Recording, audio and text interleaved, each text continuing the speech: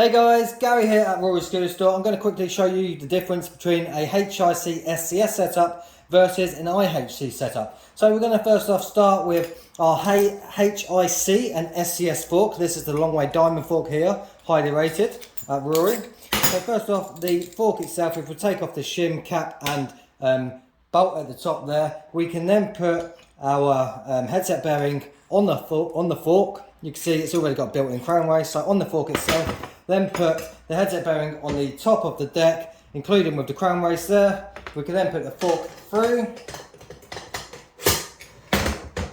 Then we put our headset cap on. Then put our shim, top cap on and bolt. And there we've got our HIC setup. Now this can be used when running titanium bars. What happens, you'll notice the titanium bars, the oversized inner diameter here will fit over the top perfectly of those forks. So when we put a clamp on like so, obviously I will quickly do this, so we'll tighten this up. You want to tighten it up so that as you spin your fork, you're feeling a slight bit of resistance, but also it does run freely. Okay, so we tighten that up. Feel the bars, slight bit of resistance, but also they will spin freely, okay? The reason we want that slight bit of a resistance is because over the first few days of riding your scooter, things will slightly loosen up a little bit and get worn in. Next up then, so clamp on the bars on. Tighten up the clamp and you're ready to ride. That's our HIC setup. Now, the difference between HIC and SCS is the clamp and this shim. So we can take the clamp and now the shim off.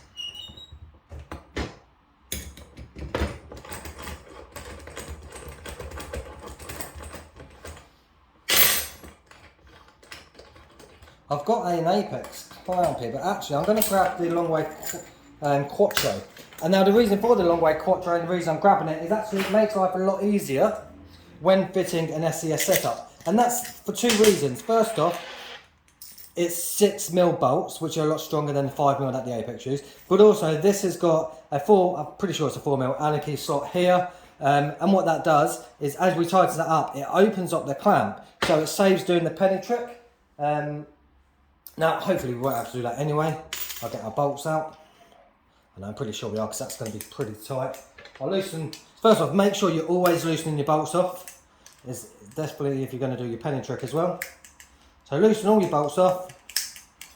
You notice that my fork is still in the scooter in the same way that it was before. The only difference is I don't have my shim on top. I can then put my fork on. This has actually got a shim in, and this shim can be used when running steel bars or undersized bars. So put that on. I've got my top cap is already inside. Okay. Make sure you're running these spring washers. They're used to reduce any vibration, which will then loosen up your fork or your clamp, bars, whatever. Right, we then tighten that up. And you'll notice we've got a very independent setup now. So we don't even need to run bars. You could ride this the way it was. Now I'm going to tighten up that fork and clamp, okay? But it can still spin individually, okay? The bolt at the top here, all that does is it helps with your compression. Sorry, I was a little bit hooked up. It helps with your compression when tightening up. It helps with the compression when tightening up the clamp and the fork. That doesn't hold the clamp to the fork, however. That's these two bottom bolts here. Okay, we then need to add an insert into your bar. We can then put the bar into the clamp.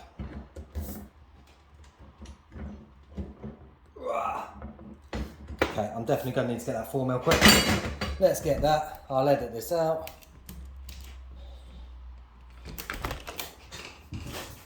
Actually, there's one on the floor here.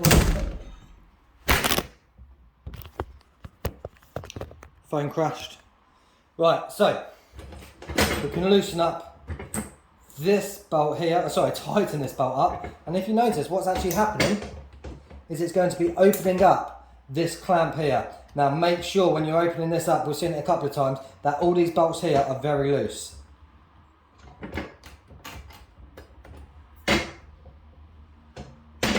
You see that? Slightly opening up. We don't need it open up by much, we're not trying to stretch it, just trying to open it enough so that the bars can go in nice and easy, a little bit more.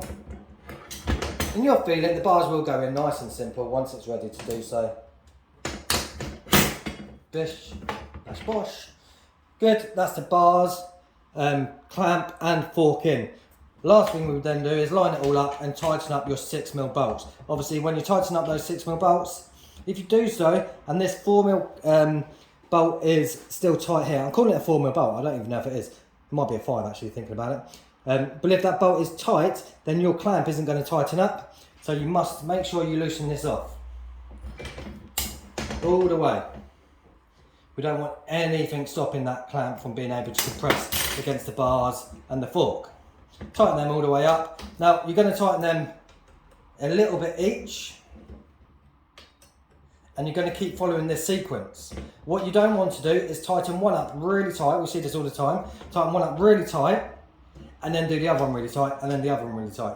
You tighten one up a little bit, and then the next one a little bit, and the next one a little bit, and then the next one a little bit, and then next you tighten the next one up a little bit more, a little bit more, the next one a little bit more, the next one a little bit more, and so on. You keep doing that until it's tight enough and there is no spinning between the bars, the clamp and the fork. Loosen these back off. I'm going to take it all back off and quickly show you how a HIC setup differs between the HIC SCS setup. Now I'm loosening this off, and I could still use the screw here, the grub screw, which expands that clamp, but we might be able to, no, we're not able to actually. So I am going to quickly use it, tighten that up. This actually just makes life so much easier when building scooters. Tighten that up. Make sure these are all loose, so that one is a little bit tight at the top there, and at the bottom. Yeah, I can feel that. The best bet is even just to take all these out, or make sure you can at least see that they're extremely loose. You can see here, I can now see there's no way that these bolts are compressing, but if we see as we tighten this up, they are getting closer and closer to compress. Now, that's your bar, insert out. I'm going to put these to the side so it's a bit clearer. I've got to take the bolt off for the top cap, for the shim and fork.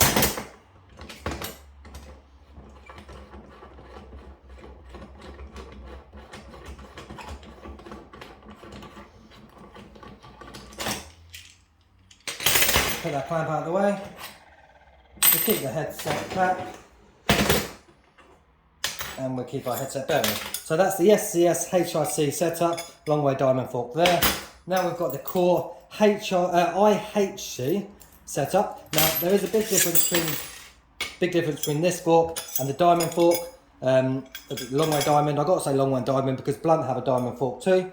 The top here of the SCS fork is much thicker than the top here of the IHC fork. Now, what this means is you can still run this with a, as the same size as the HIC SCS, but the only thing you will need is an adapter, Cordu adapter here, and what that will do is make this top here as thick as this top here. So you can then run the IHC fork as an SCS HIC fork. No, sorry, you can't run it as SCS, but you can run it as HIC. That's because you can't run this adapter in the fork of the SCS clamp. So IHC, what will happen is, again, I will put my bearing onto the fork like so, put the fork into the clamp as such, put the top bearing on. The difference is I'm not going to use this race, I'm going to use the one that comes with the fork. This is a lot thicker than the SCS one. Now the reason being is because obviously the fork is thinner, so therefore I need a thicker crown race there. So that's that in. I can then run with my standard IHC setup. Tighten it all the way up. I'm going to quickly, no, I'll cut that all the way up quick.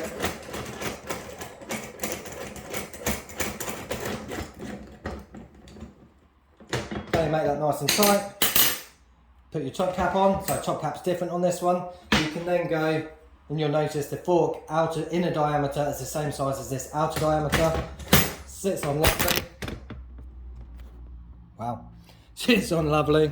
Now, obviously, we need to put our clamp on.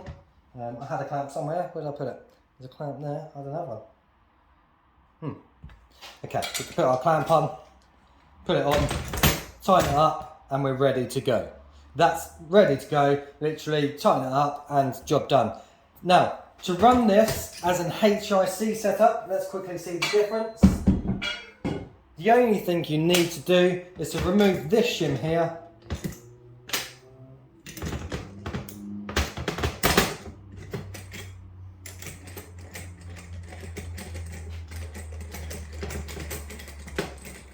Like so.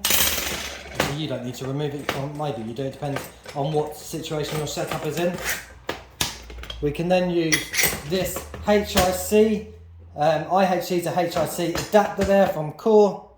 We did have, oh no, we're going to use the standard shim, top cap. Bolt's not long enough, so we'll use HIC bolt, put that on. And what you'll notice is the outside diameter there of that top cap is a lot thicker than the outside diameter of the HIC shim. As we tighten that up, we can then do exactly the same as we've done before when running HIC. Is that our I was going to say carbon fibre bars, we're not running carbon fibre bars today, is our titanium bars with clamp on, will fit over the top and then can be tightened up. And that's that setup complete. Now, I did mention carbon fibre bars at the moment, and No Name, I'm pretty sure they're still doing carbon fibre bars, but they're only being run in SCS. I don't have my scooter here to show you today, but that's the difference between HIC, IHC and SCS. I hope that helps. If you've got any questions, leave a comment in the bottom. I will get back to every comment. Make sure you understand completely what's going on here. And if you need to purchase any of these items, please do it at Rory Scooter Store. Run in store, we can always fit them for you as well. Thanks a lot, guys. Nice to see you, and see you soon.